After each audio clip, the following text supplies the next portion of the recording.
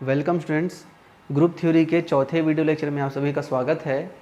आज के लेक्चर में हम और भी डिफरेंट सेट्स को देखेंगे, उन्हें चेक करेंगे कि वो ग्रुप बनाएगा या नहीं। ठीक है, ये आपका एक पुराना क्वेश्चन है जिसको मैंने आपको होमवर्क में दिया था। बहुत ही इंपॉर्टेंट क्वेश्चन है। देखिए, क्वेश्चन आपको दिया गया है, set of rational number is group with respect to multiplication, है ना। ये पूछ रहा है कि क्या सेट ऑफ रेशनल नंबर जो है वो ग्रुप बनाएगा मल्टीप्लिकेशन के लिए। इसको मैंने आपको होमवर्क में भी दिया था, आई होप कि आपने उसे बनाया होगा। देखिए, यहाँ पर आपके पास जी जो सेट दिया है वो रेशनल नंबर का सेट दे दिया है ना, और ऑपरेशन यहाँ पर दे दिया है आपको मल्टीप्लिकेशन का, है ना। मल्टीप्लिकेशन का आपको ऑपरेशन दिया गया है। तो फर्स्ट प्रॉपर्टी मैं चेक करूँगा, क्लोजर प्रॉपर्टी, है ना।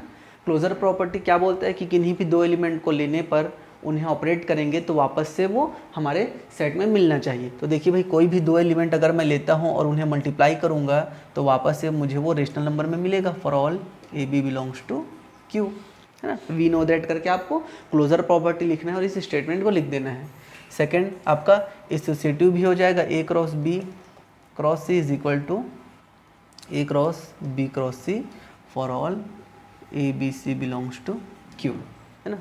थर्ड प्रॉपर्टी मैंने आपको बताया था कि थर्ड प्रॉपर्टी जैसे ही आए एग्जिस्टेंस ऑफ आइडेंटिटी, तो आप क्या करेंगे, पहले उस चीज़ को लिख लीजिए, उस प्रॉपर्टी को, है ना। क्या होता है, A operation E is equal to A आना चाहिए, है ना। तो अब आपके पास ऑपरेशन की जगह में क्या है, मल्टीप्लिकेशन, है ना। तो ए में आप किसका मल्टीप्लाई करोगे कि आपको ए मिल जाए, 1 का मल्टीप्लाई करेंगे तो हो जाएगा, और 1 हमारे पास रेशनल नंबर में होता है। तो इसे हम अच्छे से कैसे लिखेंगे, A belongs to Q, there exist unique 1 belongs to Q such that a into 1 is equal to 1 into a is equal to a for all a belongs to q, है ना। ये हो गया आपका एग्जिस्टेंस ऑफ आइडेंटिटी। यहाँ पर आपको लिखना है ना भाई, यहाँ पर closure associative existence of identity ऐसे आपको लिखते चलना है। फोर्थ प्रॉपर्टी, आई होप कि फोर्थ प्रॉपर्टी में ही सबसे ज़्यादा मिस्टेक हुआ होगा। फोर्थ प्रॉपर्टी क्या बोलता है कि for each a belongs to Q there exist unique a inverse belongs to Q such that a operation a inverse क्या होना चाहिए, ए इंटू ए इनवर्स आपका 1 आना जाना चाहिए, है ना भाई। ए में आप किसका गुणा करोगे कि आपको 1 मिले, तो 1 अपॉन ए का गुणा करोगे भाई, है ना। जैसे मैंने लिया 3 बिलोंग करता है मेरा रेशनल नंबर में, 3 में मैं किसका गुणा करूँ कि मेरे को 1 मिले, तो 1/3 का गुणा करूँगा तो 1 मिलेगा, है ना। और 1/3 तो मेरे रेशनल नंबर में होता है। 5/11 में मैं किसका मल्टीप्लाई करूं कि मुझे 1 मिले, तो मैं 11/5 का मल्टीप्लाई कर दूंगा, है ना। -7/2 में किसका मल्टीप्लाई करूं कि मेरे को 1 मिले, तो -2/7 का मल्टीप्लाई कर दूंगा, ये भी रेशनल नंबर है। तो ऐसा करके सब नंबर के लिए हमारे पास इनवर्स मिल जाएगा। यही आप सोचे होंगे, है ना, और यही सोच के लिख दिए होंगे कि ये तो ग्रुप बनाता है करके। लेकिन ध्यान देंगे, अगर मैं 0 को लेता हूँ मैं, है ना भाई, 0 तो मेरे पास रेशनल नंबर में होता है, तो 0 में मैं किसका गुणा करूँ कि मुझे 1 मिले। अब आप बताइए किसका गुणा किया जाए कि 1 मिले, तो ऐसा तो नहीं भाई कि 1/0 लिख दूंगा मैं, है ना, ऐसा तो नहीं हो सकता। तो 0 में किसी का भी आप गुणा करोगे तो आपको 1 नहीं मिल सकता, है ना। तो for 0 there does not exist ना, इसको कैसे लिखेंगे, यहाँ पर आप लिखेंगे ये देयर एग्जिस्ट है, और इसको क्या बोला जाता है, there does not exist any a belongs to Q such that 0 multiplied by, यहाँ ए इनवर्स लिख लेना, a inverse is equal to 1, है ना। मतलब आपके पास क्या हुआ, आपके पास हर नंबर का तो इनवर्स मिल गया आपको, 2, 3, 5, 1/2, 1/7, 11/9, जितने भी ना नंबर्स हैं, नॉन जीरो नंबर, उनका तो आपके पास इनवर्स मिल गया, लेकिन 0 का इनवर्स नहीं मिल पा रहा है। तो 0 के लिए आपको इनवर्स नहीं मिला, मतलब कोई भी एक एलिमेंट के लिए भी अगर आपको इनवर्स नहीं मिलेगा तो आप क्या बोलोगे कि ये प्रॉपर्टी सेटिस्फाई नहीं करता, है ना। तो भाई for 0 there does not exist any A inverse belongs to Q such that 0 into inverse is equal to A. तो यहाँ पर से ये हमारे पास क्या हो गया, 0 का इनवर्स नहीं मिला, इसका मतलब क्या है, ये फोर्थ प्रॉपर्टी सेटिस्फाई नहीं होगा। और जैसे ही फोर्थ प्रॉपर्टी सेटिस्फाई नहीं होगा, Q जो है वो मल्टीप्लिकेशन ऑपरेशन के लिए इज नॉट ग्रुप। क्लियर है। ये ग्रुप तो नहीं बनाएगा, लेकिन ये क्या बनाएगा आपका, मोनोइड बनाएगा, है ना भाई। Groupoid, semigroup, monoid, 3 property satisfy हो रहा है, मतलब ये मोनोइड बनाएगा लेकिन ग्रुप नहीं बनाएगा। क्लियर है। यहाँ पर एक और इम्पॉर्टेंट चीज़ ये है कि ये जो प्रॉपर्टी है ना, फोर्थ प्रॉपर्टी, वो सिर्फ एक ही एलिमेंट के लिए सेटिस्फाई नहीं हो पाया, वो है ज़ीरो। ठीक है, ध्यान रखेंगे ना इस चीज़ को कि ज़ीरो ही एक ऐसा एलिमेंट है जिसका आपके पास इन्वर्स नहीं मिला, बाकी जितने भी एलिमेंट थे उन सबका इन्वर्स मिल गया क्यू में। ठीक है, तो यहाँ पर अब इसी क्वेश्चन को थोड़ा सा हम चेंज करते हैं, एक छोटा सा चेंज करेंगे इस क्वेश्चन में और चेक करेंगे कि क्या वो ग्रुप बनाएगा।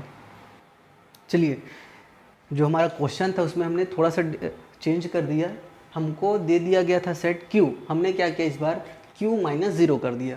Q माइनस, देखिए सिंगलटन सेट है, सेट के अंदर में क्या है, ज़ीरो। इसका मतलब क्या है, ये जो हमारा रेशनल नंबर का सेट है उसमें से हमको इस ज़ीरो को हटा देना है। ठीक है, देखिए माइनस का मतलब घटाना नहीं होगा ना, माइनस का मतलब क्या होगा, हटाना। हमने क्या किया, रेशनल नंबर के सेट से ज़ीरो को हटा दिया। अब हमारे पास क्या बचा, पूरा का पूरा रेशनल नंबर है लेकिन ज़ीरो नहीं है। ठीक है, अब हमारे पास ऑपरेशन क्या दे दिया, विथ रिस्पेक्ट टू मल्टीप्लिकेशन। अब इसको हमें चेक करना है कि क्या ये ग्रुप बनाएगा। तो देखिए भाई, ध्यान रखेंगे ना, रेशनल नंबर के सेट से ज़ीरो हटा दिया गया है, ऑपरेशन क्या है, मल्टीप्लिकेशन।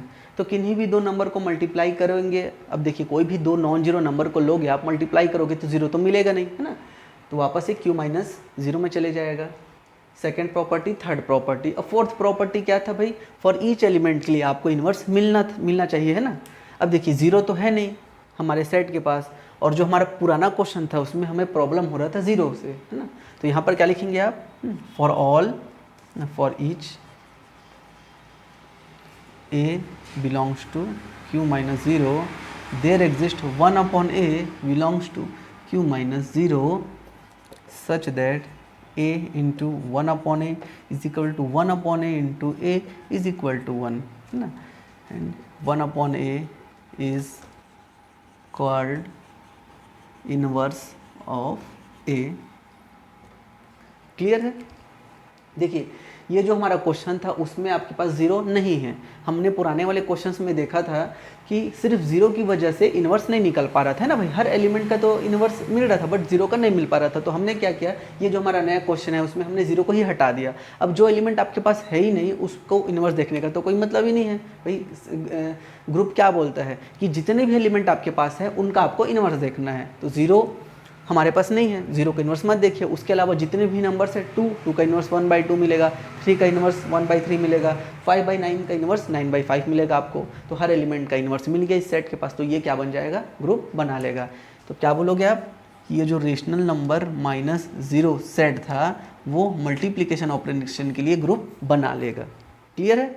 तो अब जी ध्यान रखेंगे इस चीज़ को कि हमारा जो रेशनल नंबर का सेट है वो मल्टीप्लिकेशन के लिए ग्रुप नहीं बनाता, लेकिन रेशनल नंबर में अगर आप ज़ीरो को हटा दोगे तो वो ग्रुप बना लेगा। क्लियर है।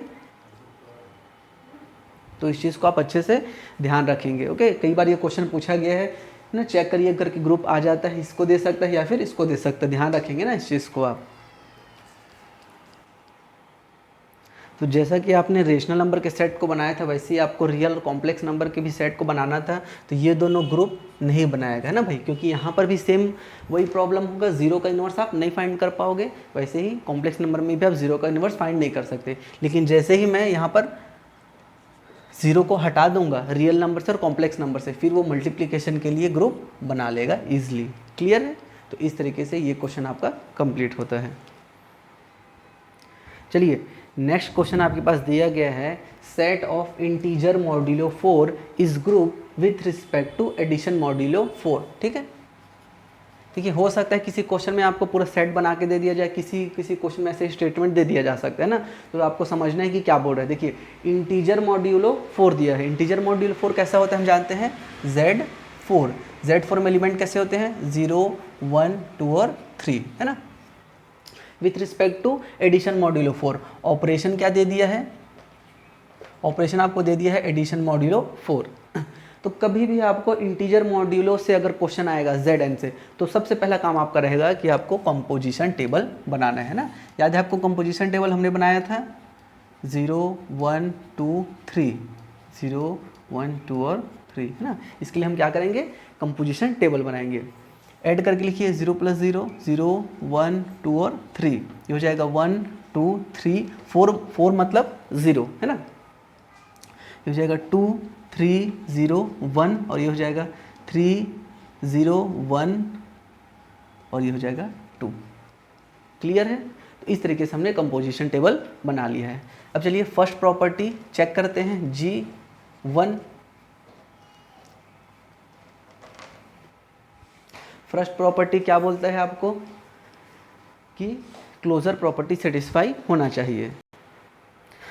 तो देखिए क्लोजर प्रॉपर्टी हमको इसमें चेक करना है। मैंने आपको बताया था कि जो एडिशन मॉड्यूलो n वाले होते हैं ना, इंटीजर मॉड्यूलो n जो होता है वो एडिशन मॉड्यूलो n के लिए हमेशा क्लोजर प्रॉपर्टी सेटिस्फाई करता है। तो आप क्या लिखेंगे, बाई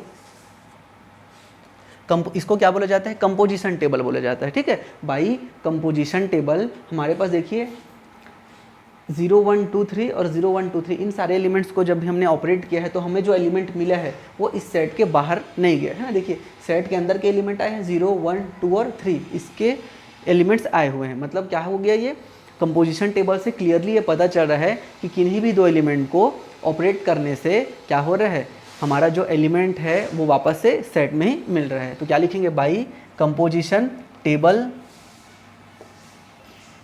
ए एडिशन मॉड्यूलो 4। ठीक है, ध्यान रखेंगे आपको क्या लिखना है, ए ऑपरेशन नहीं लिखना है, ए एडिशन मॉड्यूलो 4 लगाएंगे। B belongs to Z4 for all A b belongs to Z4। इस प्रकार से आप इसको लिखोगे। देखिए मेन इंपॉर्टेंट है आपका स्टेटमेंट लिखना, है ना, आप क्या लिख रहे हैं वो इंपॉर्टेंट है। तो ध्यान रखेंगे कभी भी इस प्रकार का क्वेश्चन आएगा तो आपको ये कंपोजिशन टेबल हमेशा बनाना है, क्योंकि कंपोजिशन टेबल बनाओगे आपको तो आपको खुद समझ में आ जाएगा और जो कॉपी चेक करेगा आपको उसको भी समझ में आ जाएगा कि लड़के ने पढ़ के आया है ना। तो इस तरीके से ये आपका फर्स्ट प्रॉपर्टी सेटिस्फाई होता है। सेकेंड प्रॉपर्टी क्लियरली देखिए, ए एडिशन मॉड्यूलो 4 बी, फिर addition modulo 4 c is always equal to a addition modulo 4 b addition modulo 4 c ना, for all A B C belongs to Z4। किन्हीं भी दो element को आप ऑपरेट करके तीसरे के साथ ऑपरेट करेंगे तो वो उस रिवर्स प्रोसेस को भी हमेशा सेटिस्फाई करेगा। क्लियर है? तो ये हो गया आपका second property. Third, existence of identity. अब आप मेरे को ये बताइए, ए है ना, मैं किसको जोड़ूंगा कि वापस से मेरे को ए मिले। क्लियरली 0 को जोड़ने से ही मिलेगा भाई, और 0 आपके सेट के पास है ना। तो यहाँ पर क्या लिखेंगे, there exist unique 0 belongs to Z4 such that a + 4 0 is equal to 0 + 4a is equal to a for all a belongs to Z4। Clear है? देखिए हमारे पास 0 था जो उस प्रॉपर्टी को सेटिस्फाई कर रहा था। ठीक है, फोर्थ प्रॉपर्टी। अब देखिए हमें क्या निकालना है, इन्वर्स निकालना है। तो देखिए कभी भी आपके पास ये ऐसा फाइनाइट सेट दे दिया जाए, देखिए इसमें कितने 4 एलिमेंट्स हैं, है ना। कभी भी आपके पास अगर फाइनाइट सेट दे दिया जाए तो आपको हर एलिमेंट के इन्वर्स निकाल के दिखाना है। और अगर आपके पास इन्फिनाइट सेट दिया जाए, जैसे कि Q R C इस प्रकार के इन्फिनाइट सेट देते हैं, तो हम स्टेटमेंट लिख देते हैं कि हर एलिमेंट का इन्वर्स एग्जिस्ट करेगा करके, लेकिन इसमें हमको दिखाना पड़ेगा। ठीक है, तो सारे एलिमेंट्स को लिख लेते हैं, 0 1 2 और 3 एडिशन मॉड्यूलो 4 लगेगा। ठीक है, ये 4 को थोड़ा नीचे में लिखना है ना, कंफ्यूज नहीं होंगे, ये 4 यहाँ नीचे में रहता है। 0 में आप किसको जोड़ोगे कि आपको क्या मिलना चाहिए, आइडेंटिटी। आइडेंटिटी क्या है, 0 ना। 0 में मैं किससे जोड़ूंगा कि मेरे को 0 मिलेगा, ऑब्वियसली 0 को ही जोड़ूंगा तो मेरे को 0 मिलेगा। 1 में मैं किसको जोड़ूं कि मेरे को 0 मिले, ध्यान रखेंगे ना। 1 में क्या आप ऐड करोगे, मॉड्यूलो 4 लगाओगे कि आपको 0 मिले। तो 1 में अगर मैं 0 जोड़ूंगा तो मेरे को 1 मिलेगा, 1 जोड़ने से 2 मिलेगा, 2 जोड़ने से 3 मिलेगा, और 3 अगर मैं जोड़ूंगा तो क्या हो जाएगा, 3 + 1 4 हो जाएगा, 3 + 1 1 + 3 क्या हो जाएगा आपका 4 हो जाएगा। और उस 4 में जब आप एडिशन मॉड्यूलो 4 लगाओगे तो 4 को 4 से डिवाइड करेंगे तो क्या मिलेगा, हमें शेषफल 0 मिलेगा। उसी रिमाइंडर पे हम इंटरेस्टेड रहते हैं, तो वो हो जाएगा 0। 2 में मैं क्या ऐड करूं कि वो 0 हो जाए, तो देखिए 2 में अगर मैं 2 को ऐड करता हूं तो क्या मिलेगा, वो 4। और जैसे ही वो 4 बना, एडिशन मॉड्यूलो 4 लगाओगे, है ना भाई, 4 को क्या करते हैं, 4 से डिवाइड करना है, क्या हो जाएगा 0। शेषफल जो आता है वही क्या होता है, आंसर होता है ना। तो 4 में 4 आ गया। अब देखिए 3 में मैं किसको जोड़ूंगा कि मेरे को 0 मिले, तो देखिए यहाँ पर 1 में 3 को जोड़ा गया था, तो 3 में क्या जोड़ना पड़ेगा आपको 1। क्लियर है? तो देखिए 0 का इनवर्स यहाँ पर क्या हो जाएगा, इनवर्स ऑफ 0 इज 0। 0 का इनवर्स क्या आया 0। इनवर्स ऑफ 1 इज 3 है ना, इनवर्स ऑफ 1 इज 3। 1 में किसको जोड़ा गया है तो 0 आया है, आइडेंटिटी आया भाई, 3 को आपने जोड़ा है। इनवर्स ऑफ 2 इज, 2 में किसको आप जोड़े हो तो आपको 0 मिला, 2 को जोड़े हो, 2 इज 2। और इनवर्स ऑफ 3 इज 1। देखिए जितने भी एलिमेंट्स हैं आपके सेट के पास, हर एलिमेंट का आपको इन्वर्स मिल गया है ना। देखिए मैंने आपको एक चीज़ बोला था स्टार्टिंग के ग्रुप के डेफिनेशन में कि जो आपका आइडेंटिटी आता है वो यूनिक होता है ना। आइडेंटिटी आपको एक बार मिलेगा, बार बार नहीं मिलेगा। और जो इन्वर्स होता है वो भी यूनिक होगा एलिमेंट के लिए। तो देखिए 0 में आपको सिर्फ 0 जोड़ोगे तभी आपको आइडेंटिटी मिलेगा। 1 में सिर्फ 3 को ही जोड़ने से आपको आइडेंटिटी मिलेगा। 1 के अलावा 1 में कुछ भी जोड़ लीजिए, 3 के अलावा कुछ भी जोड़ लीजिए, आपको वापस से 0 नहीं मिलेगा। 2 में सिर्फ 2 ही जोड़ने पे आपको 0 मिलेगा और 3 में 1 जोड़ने पे ही आपको आइडेंटिटी मिलेगा। तो देखिए जो भी इन्वर्स है वो यूनिक है। 0 इसका इन्वर्स बना है, किसी और का इन्वर्स बना क्या, नहीं बना है। 3 सिर्फ 1 का ही इन्वर्स बना है और किसी का इन्वर्स बना क्या, नहीं बना है ना भाई। 2 का इन्वर्स 2 खुद बन गया है और 3 का इन्वर्स क्या बना 1। ध्यान रखेंगे ना, 1 का इन्वर्स 3 है और 3 का इन्वर्स 1 है। इसको ऐसा नहीं समझ लेना है कि 3 का इन्वर्स 3 हो जाएगा, ठीक है, इस चीज़ को ध्यान देंगे। तो देखिए इन्वर्स भी आपके यूनिक मिले हैं हर एलिमेंट के अकॉर्डिंग। तो इस प्रकार से ये आपका जो सेट है Z4 एडिशन मॉड्यूलो 4 के लिए क्या बनाएगा, ग्रुप बना लेगा। क्लियर है? तो इस तरीके से ऐसे क्वेश्चंस को आपको सॉल्व करना है। अब आपका होमवर्क है कि आपको ये जो दिया गया है एडिशन इंटीग्रल मॉड्यूलो 5 को एडिशन मॉड्यूलो 5 में आपको चेक करना है कि ये ग्रुप बनाएगा कि नहीं। देखिए ये ग्रुप बनाएगा, आपको इसी प्रकार से पूरा क्वेश्चन सॉल्व करना है और ये कंपोजिशन टेबल को आपको बनाना पड़ेगा, ठीक है। Z5 में आप इसको अच्छे से प्रैक्टिस करिए।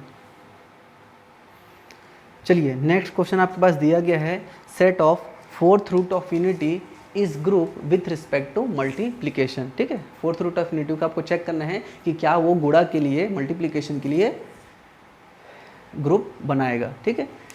इस क्वेश्चन को मैंने होमवर्क दिया था कि फोर्थ रूट ऑफ यूनिटी में कैसे कैसे एलिमेंट्स आते हैं आपको बताना है। आई होप कि आपने निकाला होगा भाई। एस सेट का नाम ले लेते हैं ना। फोर्थ रूट ऑफ यूनिटी में क्या क्या आता है आपको पता होगा, 1 -1 आयोटा और माइनस आयोटा आता है आपका, है ना। ऑपरेशन आपको मल्टीप्लिकेशन दिया गया है। सबसे पहला काम क्या रहेगा आपका, कंपोजिशन टेबल बनाना। मल्टीप्लिकेशन के लिए बना रहे हैं ना, 1 -1 आयोटा और माइनस आयोटा, 1 -1 आयोटा और माइनस आयोटा, ठीक है। 1 का मल्टीप्लाई 1 -1 आयोटा माइनस आयोटा सबके साथ करेंगे, क्या मिलेगा आपको, 1 -1 आयोटा और माइनस आयोटा। -1 में हो जाएगा -1 1 माइनस आयोटा और आयोटा, ये हो जाएगा आयोटा माइनस आयोटा -1 और 1, ये हो जाएगा माइनस आयोटा आयोटा 1 और -1। क्लियर है? इस तरीके से ये आपका कंपोजिशन टेबल हो गया। ओके, देखिए एक और चीज़ मैं आपको बताता हूँ, कभी भी कंपोजिशन टेबल आप बनाते हो तो आपको पता कैसे चलेगा कि आपने कंपोजिशन टेबल को सही बनाया है ना। देखिए जो आपका फर्स्ट रो है ना, ये जो फर्स्ट रो है, ये ऊपर वाला और इसको छोड़ के देखिए जो आपके एलिमेंट्स आए हैं, इस फर्स्ट रो में कोई भी एलिमेंट रिपीट हो रहा है क्या, देखिए 1 -1 आयोटा माइनस आयोटा नहीं हुआ, यहाँ पर -1 1 माइनस आयोटा आयोटा। किसी भी आप रो को देख लीजिए या फिर किसी भी कॉलम को देख लीजिए, फर्स्ट रो में कोई एलिमेंट रिपीट नहीं होगा, ना ही सेकंड में, ना ही थर्ड, ना ही फोर्थ में। पहला रो को देख लीजिए, दूसरा रो, तीसरा रो, चौथा रो, किसी भी रो को देख लीजिए, किसी भी कॉलम को देख लीजिए, कोई भी एलिमेंट रिपीट नहीं होगा। जब भी ये रिपीटेशन नहीं होगा तो समझ जाना कि आप 99% तो सही बनाए हो ना, 1% हो सकता है गलत हो जाए आइडेंटिटी इनवर्स के लिए, लेकिन इससे इतना तो आप समझ जाना कि आपने सही बनाया है, ठीक है। चलिए फर्स्ट प्रॉपर्टी क्या होता है, क्लोजर प्रॉपर्टी। क्लियरली यहाँ पर दिख रहा है जो भी एलिमेंट्स हमारे को मिले हैं यहाँ पर वो सब इसी सेट से हैं, है ना। तो ये क्या हो जाएगा आपका, A × B belongs to S for all AB belongs to S, है ना। सेकेंड आपका एसोसिएटिव प्रॉपर्टी सेटिस्फाई होगा, A × B × C is equal to A × B × C for all ABC belongs to S, है ना। थर्ड प्रॉपर्टी क्या कहता है, there exist an element, है ना, एक ऐसा एलिमेंट होना चाहिए आपके पास जिसको आप किसी भी एलिमेंट के साथ मल्टीप्लाई करो, ऑपरेशन आपको क्या दे दी गया, मल्टीप्लिकेशन, तो कोई फर्क ना पड़े, है ना। तो there exist one belongs to S such that a into one is equal to one into a is equal to a for all a belongs to s, है ना भाई। वन को आप किसी भी सेट के साथ मल्टीप्लाई कर दोगे तो कुछ फ़र्क पड़ेगा क्या, नहीं पड़ने वाला है ना। फोर्थ, अब बात आती है इनवर्स की। तो आपको क्या करना है, वन माइनस वन आयोटा और माइनस आयोटा को लिख लेना है, आपको उसमें मल्टीप्लाई करना है। किसका मल्टीप्लाई किया जाए कि आपको क्या मिलना चाहिए, आइडेंटिटी, और आपने यहाँ पर आइडेंटिटी निकाला हुआ है, आइडेंटिटी निकाला है वन, है ना। ध्यान रखेंगे यहाँ जो आइडेंटिटी आता है उसको हम राइट हैंड साइड में लिखते हैं, है ना। तो बताइए वन में मैं किसका मल्टीप्लाई करूँ कि मेरे को वन मिले, तो क्लियरली वन है। माइनस वन में माइनस वन, आयोटा में आयोटा इंटू आयोटा क्या होता है, माइनस वन होता है। तो अगर मैं माइनस आयोटा का मल्टीप्लाई कर दूँ तो मेरे को वन मिलेगा और इसमें आयोटा का। तो यहाँ पर क्लियरली पता चल रहा है कि inverse of one is one, inverse of minus one is minus one, inverse of iota is minus iota and inverse of minus iota is iota. Clear है। तो इस तरीके से आपके पास चार एलिमेंट्स दिया गया था सेट में, चारों एलिमेंट्स का आपने इनवर्स निकाल लिया है ना।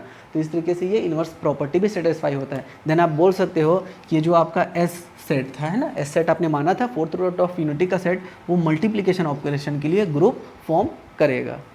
क्लियर है। तो इस तरीके से ये भी क्वेश्चन आपके यहाँ पर कंप्लीट होता है।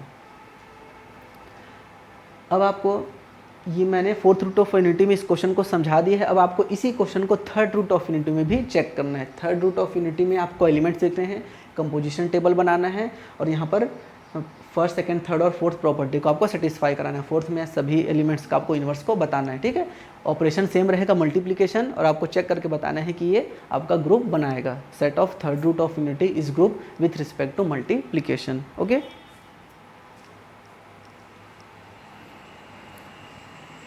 तो आई होप कि आपको ये सारे क्वेश्चंस अच्छे से समझ में आए होंगे ना। जितने भी क्वेश्चंस हम यहाँ पर बना रहे हैं, कोई भी क्वेश्चन में अगर आपको डाउट होता है तो आप कमेंट बॉक्स में कमेंट कर सकते हैं। और जितने भी क्वेश्चंस मैंने होमवर्क में दिया हुआ है, आप उन सब क्वेश्चंस को जब तक नहीं बनाओगे भाई तब तक तो आपको अच्छे से समझ में नहीं आएगा, है ना। होमवर्क आपको बनाना बहुत ज़्यादा ज़रूरी है। जब तक आप सेल्फ मेहनत नहीं करोगे तब तक कुछ नहीं हो सकता। ये बहुत बड़ा यूनिट है। मेरे को लगता है कि ग्रुप थ्योरी का ये देखिए फर्स्ट सेकंड थर्ड 3 यूनिट है ना, इस 3 यूनिट के लिए मेरे को शायद 50 वीडियो लेक्चर भी बनाने पड़ सकते हैं, ठीक है। समझ रहे हो, आपकी 50 वीडियो लेक्चर।